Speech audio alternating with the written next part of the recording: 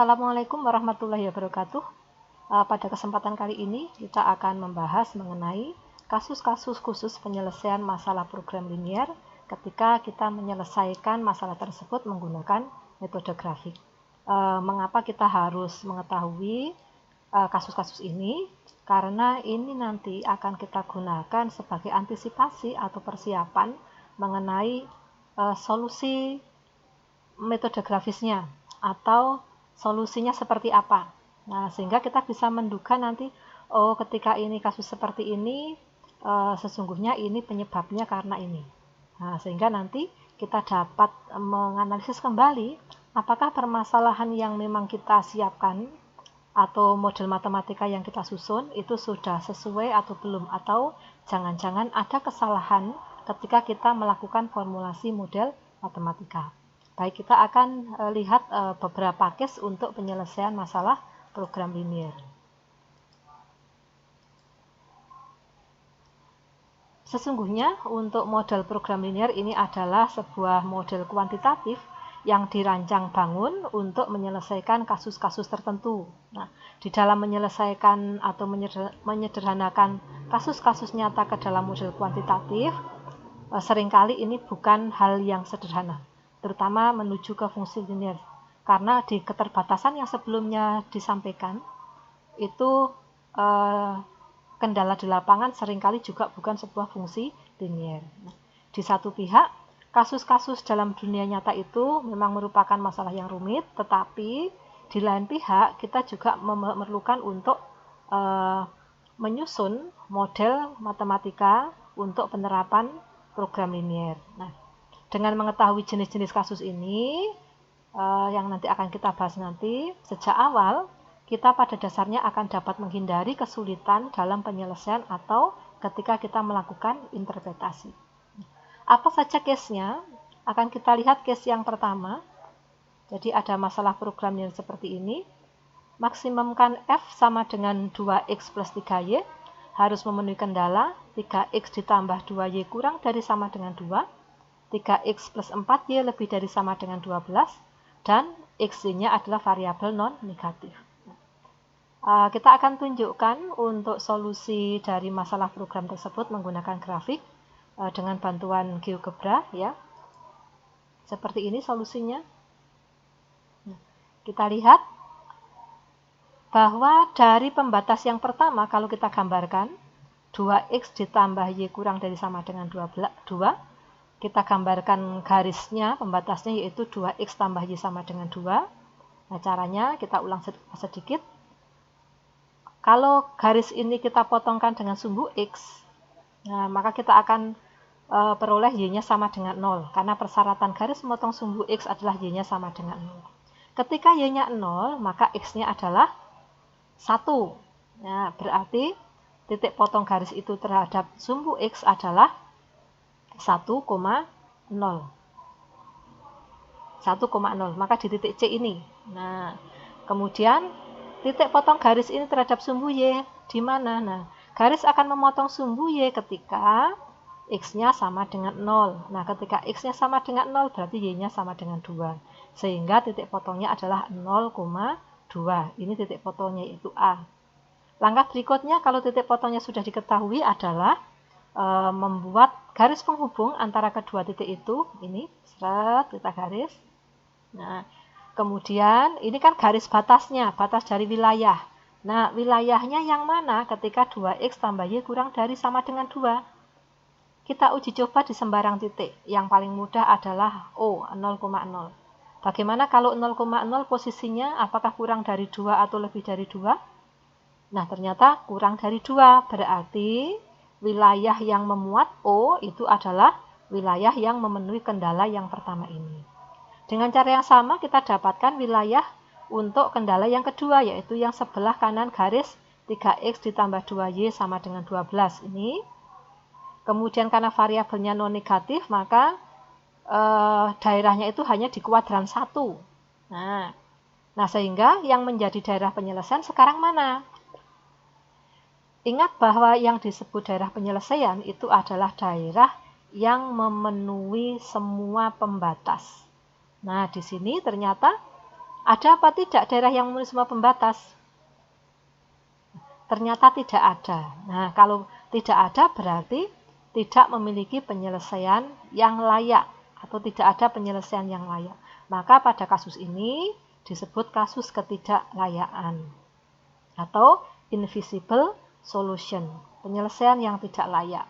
Bagaimana dengan nilai maksimumnya? Kita cek. Untuk mencari nilai maksimum dari fungsi ini, jelas tidak bisa. Kenapa?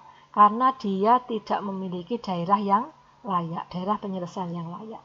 Ini adalah case yang pertama, invisible solution.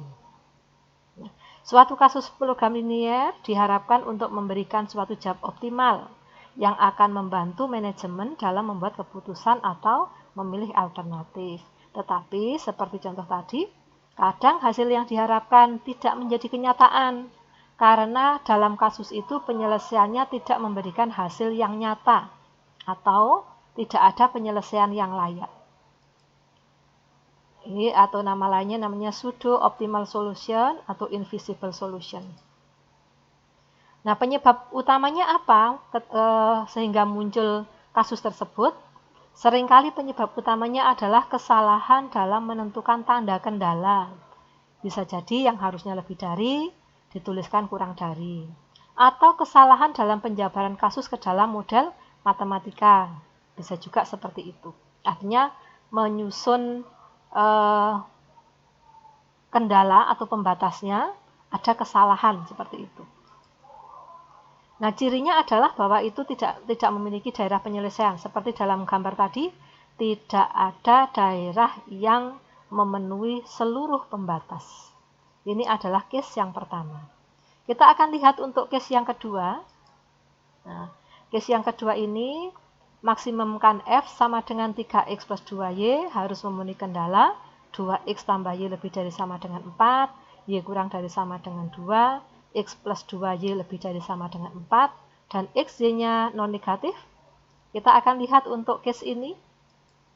Nah, ini adalah graphical solution-nya atau solusi grafisnya. Nah, yang menjadi daerah penyelesaian dari seluruh pembatas ini adalah daerah yang dibatasi oleh poligon ini. Kalau ini kita kasih nama HI, kemudian ini J, ini K, nah ada titik di sini JK, maka kita bisa melihat bahwa daerah penyelesaiannya adalah poligon J, H, I, G, K, dan ke sana masih ke sebelah kanan masih merupakan pembatas seperti itu. Ini adalah poligonnya. Sekarang akan kita lihat di manakah titik yang menyebabkan F ini maksimal. Nah, kita akan lihat. Kita akan gambarkan garis selidik untuk ini. Nah, mestinya kita bisa menguji di ujung-ujung poligon ini. Tetapi ini kan masih ada banyak sekali. Ke sana, ke kanan, tidak ada poligonnya. Dia masih bergeser ke kanan, masih gini ya. Nah, ke sini. Oleh karena itu, ketika ada kejadian seperti ini, kita gunakan garis selidik untuk ngecek. Garis selidiknya apa? Yang pertama kita ambil untuk F berapapun. Kita bisa mengambil F atau Z berapapun. Misal F sama dengan 0. Kita akan punya berarti persamaannya adalah 3X ditambah 2Y sama dengan 0. Nah, ketika 3X tambah 2Y sama dengan 0, bagaimana garisnya? Kita gambarkan garis ini. Ini adalah GS.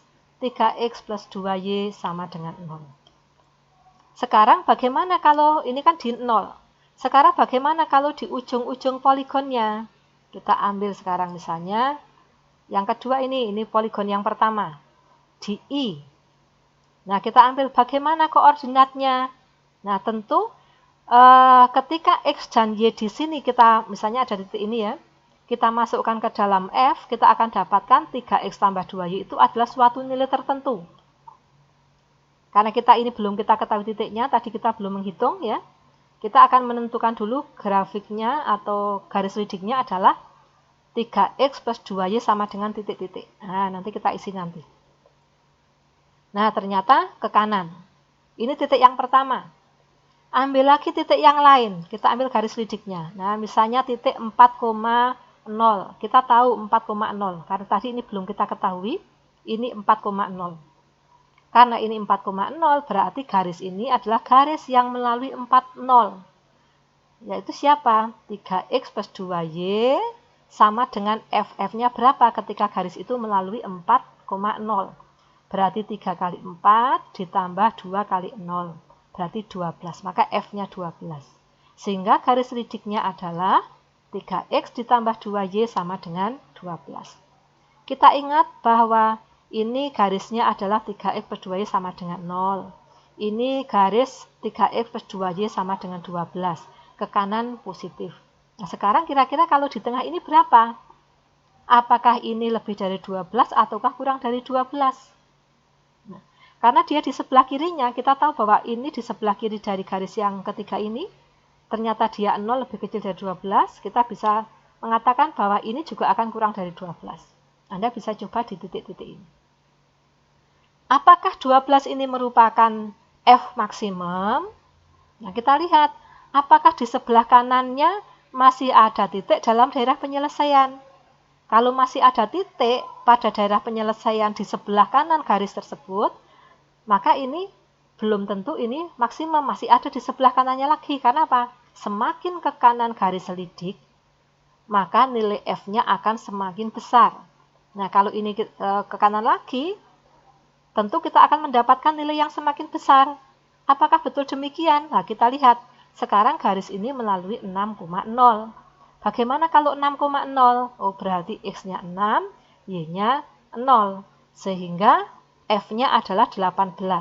Sehingga persamaan garis lidik ini adalah 3X tambah 2Y sama dengan 18. Oh, ternyata masih ada titik pada daerah penyelesaian ini yang nilainya lebih besar dari 12. Nah, yaitu 18. Apakah masih ada lagi? Nah, kalau kita lihat bahwa daerah penyelesaian ini ke kanan itu masih ada terus. Jadi ini bukan poligon ini, melainkan ke kanan masih ada lagi. Nah, ini artinya bahwa garis ini kalau kita geser ke kanan akan dapat F yang lebih besar lagi. Di sebelahnya ternyata bukan titik terakhir, masih ada F yang lebih besar lagi. Sehingga untuk masalah ini kita tidak menemukan F maksimum. Kenapa? Karena begitu F-nya kita anggap maksimum 18, oh ternyata masih ada yang lebih besar lagi. Nah, ini namanya penyelesaiannya tidak terbatas. F-nya tidak terbatas. Nah, ini adalah kasus yang kedua. Namanya adalah unbounded solution atau penyelesaian tak terbatas. Artinya, nilai Z-nya yang tidak terbatas. Begitu kita mengatakan itu Z maksimal, masih ada Z yang lebih besar lagi atau F yang lebih besar lagi. Ini pada umumnya suatu masalah program linear dibatasi oleh garis-garis kendala.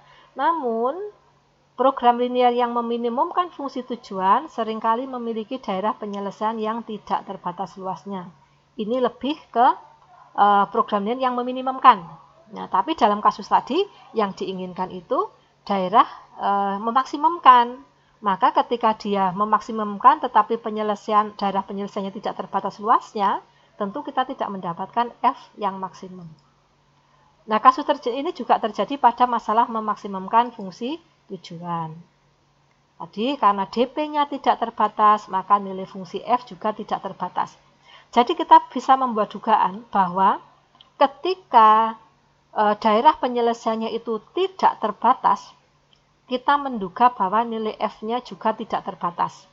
Tetapi belum tentu, kita tetap harus ngecek, terutama melihat maksimum atau minimumnya, kemudian ngecek dengan menggunakan garis selidik.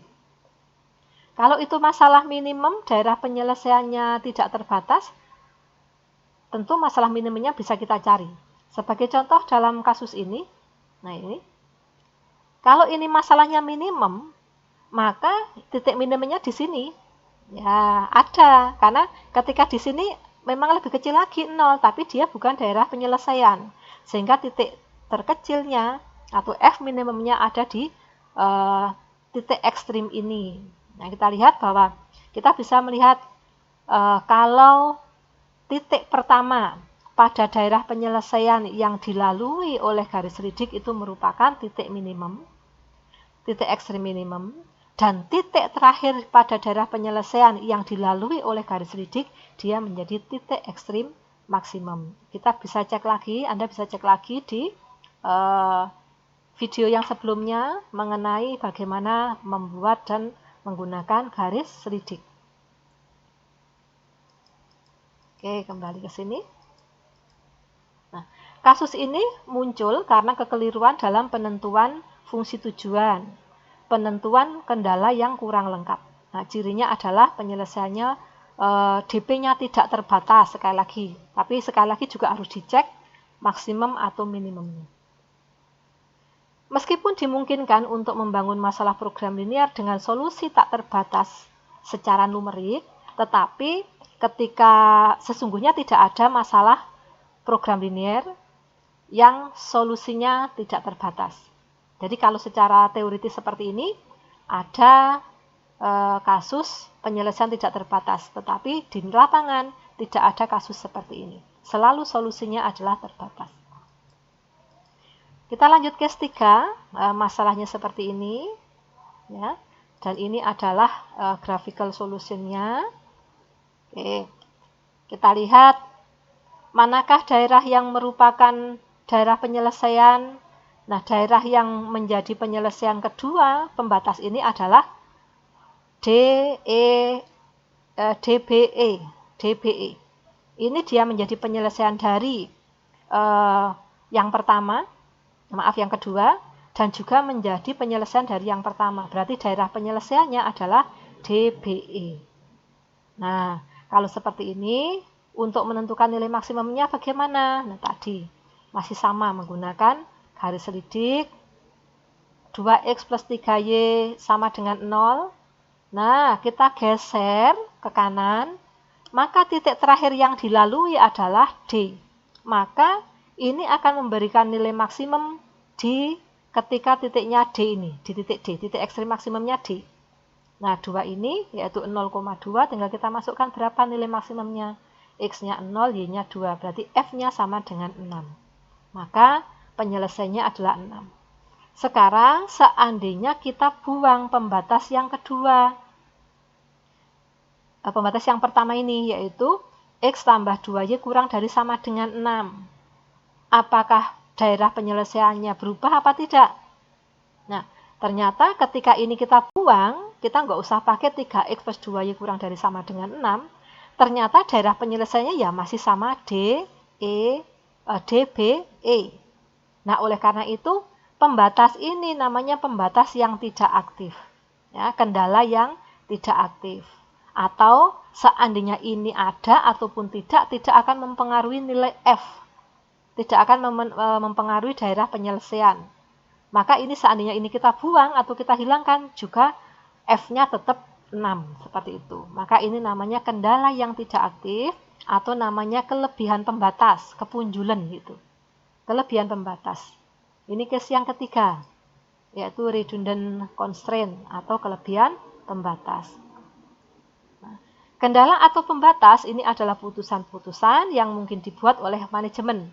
Nah, susunan kendala dalam kasus ini membentuk sebuah daerah penyelesaian. Ini umum. Nah, kendala-kendala yang membentuk DP disebut kendala yang mengikat. Sedangkan yang tadi, yang kendala yang tidak aktif itu adalah kendala yang tidak mengikat. Artinya, dia ada atau tidak akan mempengaruhi DP. Atau kendala ini dapat diabaikan. Cirinya bagaimana?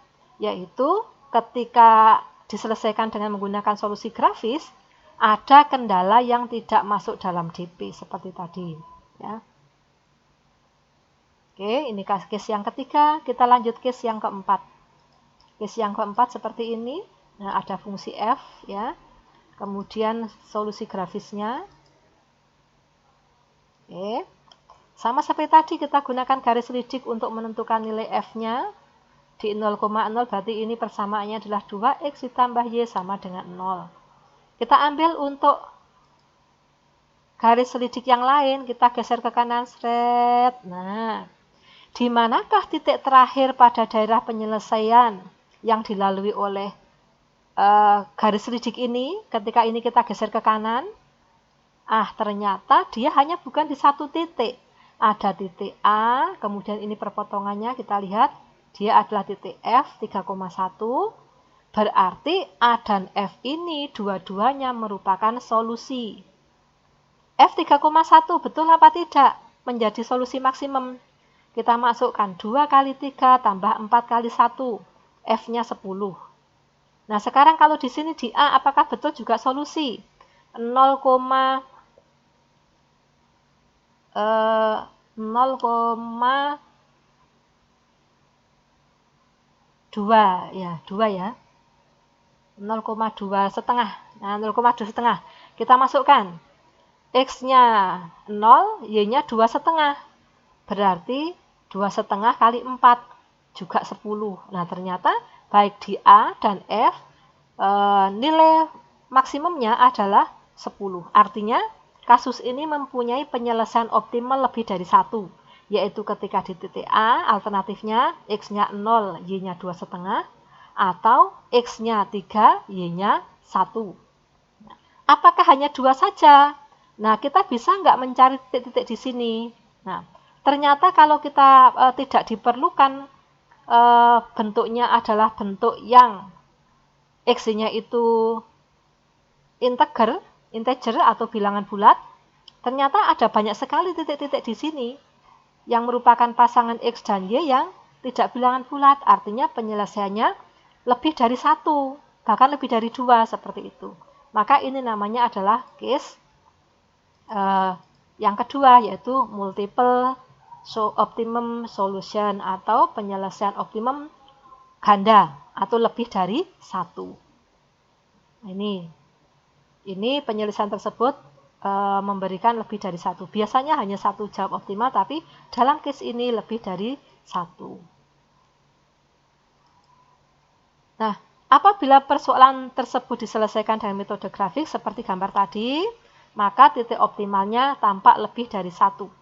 Nah, ketika melihat seperti ini, kira-kira cirinya apa selain dari menggunakan grafik tadi? Nah, sebenarnya ada ciri-ciri awal yang dapat kita lihat dari model, bukan dari grafik. Kalau dari grafik tampak bahwa titik yang terakhir yang dilalui itu bukan hanya sebuah titik, melainkan sebuah ruas garis atau sebuah garis. Nah, tapi ini kalau dalam masalah kita lihat bahwa dari model matematikanya tampak kenapa ini bisa berimpit tadi ya. Kenapa garis selidik ini bisa berimpit? Kita lihat. Nah, ini kemudian kenapa bisa berimpit? Nah, tentu karena apa? Karena kemiringannya sama. Kemiringannya sama dengan siapa? Kemiringan garis selidik ini sama dengan kemiringan dari salah satu kendala. Dalam hal ini X tambah 2Y. Bukankah ini juga sama? Ini juga X tambah 2Y.